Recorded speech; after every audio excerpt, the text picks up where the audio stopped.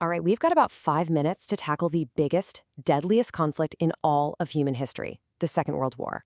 It's a massive story full of ambition, catastrophic failures, and a scale that's just hard to wrap your head around. So let's jump right in. To really get a feel for the sheer scale of this war, you have to start with this number. Over 70 million people. Just gone. And what's absolutely staggering, what really hits you, is that the majority of them weren't even soldiers. They were civilians. This wasn't just a war on some distant battlefield. It was a war that tore through homes, cities, and families on a level nobody had ever seen. So the big question is, how on earth did something like this even happen? Well, it didn't just pop up out of nowhere. Think of it like a fire. The roots of World War II were smoldering for years, right in the ashes of the First World War. You're looking at what is basically a recipe for disaster. These aren't just bullet points. They're dominoes falling one after another. It really all kicks off with the Treaty of Versailles. It just crushed Germany after World War I, leaving the country totally humiliated and broke.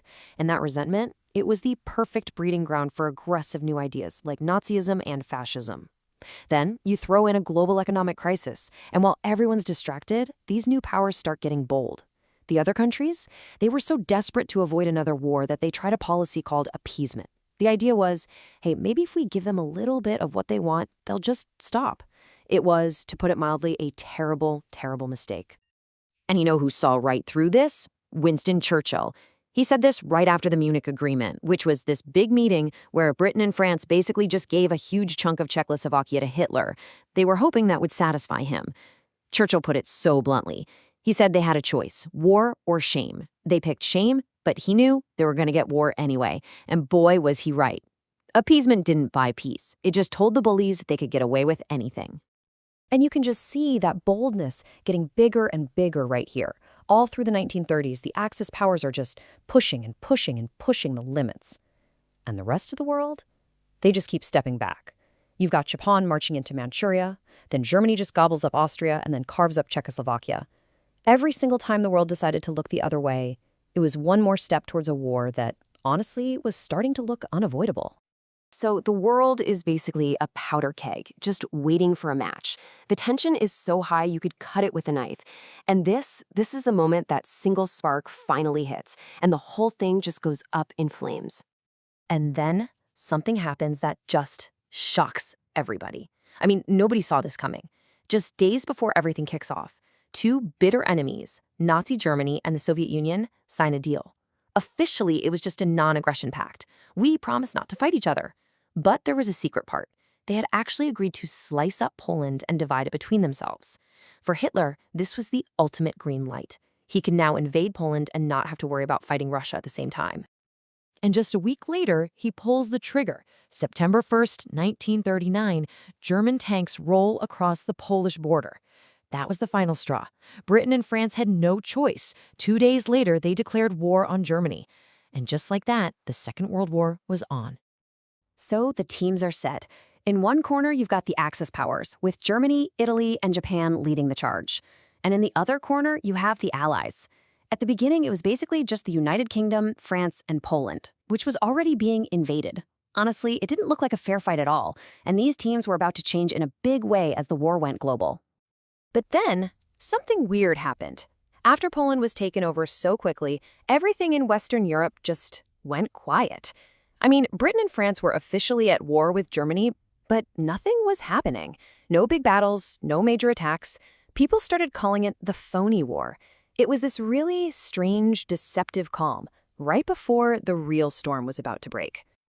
Well, that storm finally hit in 1940. And when it did, this thing exploded.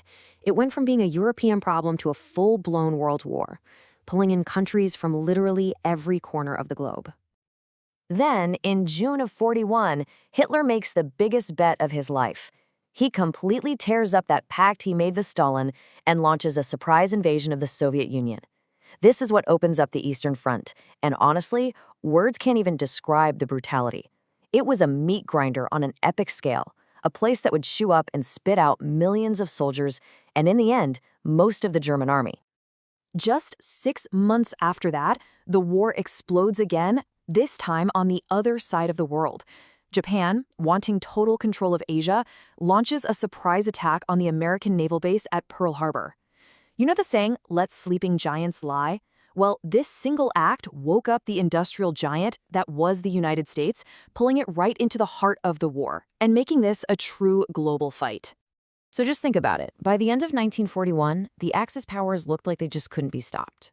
They had control of almost all of Europe, they were deep inside Russia, and they were sweeping across the Pacific. For the Allies, this was absolutely the darkest moment of the war. If you were looking at a map back then, you'd have to ask yourself, how in the world can they win this? But, even when things looked their absolute worst, the tide was already starting to shift. It wasn't one big thing, but a series of absolutely critical battles that started to swing the momentum, slowly but surely, back to the Allies. It was like a 1-2-3 punch that changed everything. First, you have the Battle of Midway out in the Pacific. It was a huge, stunning win for the US Navy that basically crippled the Japanese fleet and stopped their expansion cold. Then, you go back to that brutal Eastern Front, and you have the Battle of Stalingrad. This was the big one, the psychological turning point. A whole German army was wiped off the map. Finally, in '44, you get D-Day. The Allies land in Normandy, opening up that crucial second front in Western Europe. After that, Germany was caught in a trap it could never escape. So now, the Axis is on the run, everywhere. The end of this nightmare is finally in sight. But the world that was about to rise from all the ash and rubble, it was going to look completely different from the one that went into the war. And then, the end came. On May 8, 1945, with its capital city in ruins, Germany gave up. Victory in Europe.